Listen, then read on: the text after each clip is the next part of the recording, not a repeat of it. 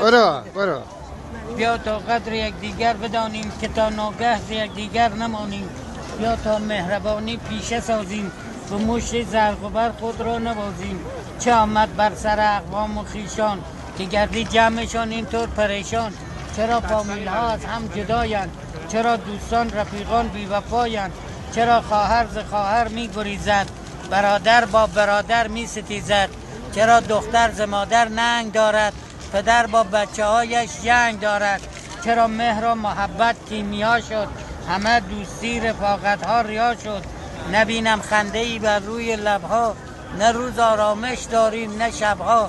نه کس را لحظه ای آسوده بینی، به صد کار جمله را آلوده بینی.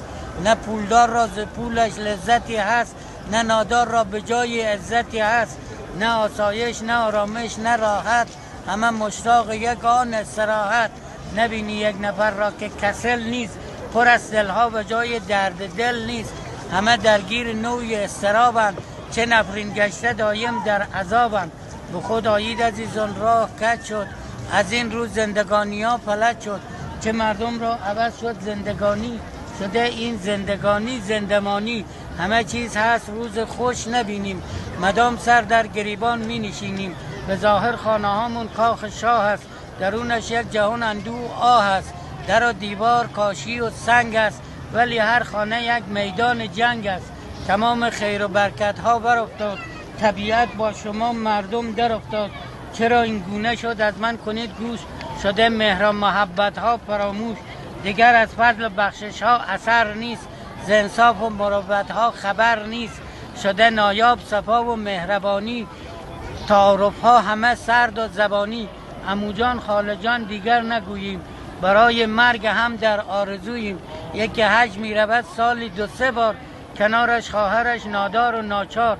یکی با سود پولای نزولی، رود مکه به امید قبولی.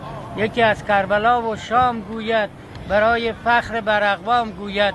یکی نازد به ماشین و به باغش، یکی باد تکبر در دماغش.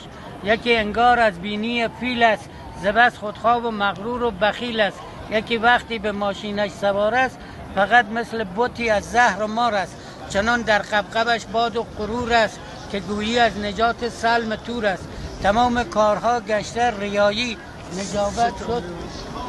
نجابت شد عوض با بی‌حیایی. بزرگترها ندارن احترامی، به محتاجان نداریم اطمینانی.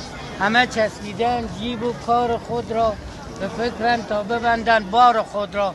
کسی را با کسی کاری نباشد، اگر باری بود یاری نباشد. فقط دنبال نفع و کار خیشند، به فکر گرمی بازار خیشند. نه در فکر حلال و نه حرامند، همه دارند ولی نعمت زوالند. برای پول درارند چشم هم را، به هر گندی نمایند پر شکم را. ز بس حرص و طمع در سینه دارند، مدام با هم چه دشمن کینه دارند. شرف را مثل کالا می فروشند، برادرها برادر را بدوشند.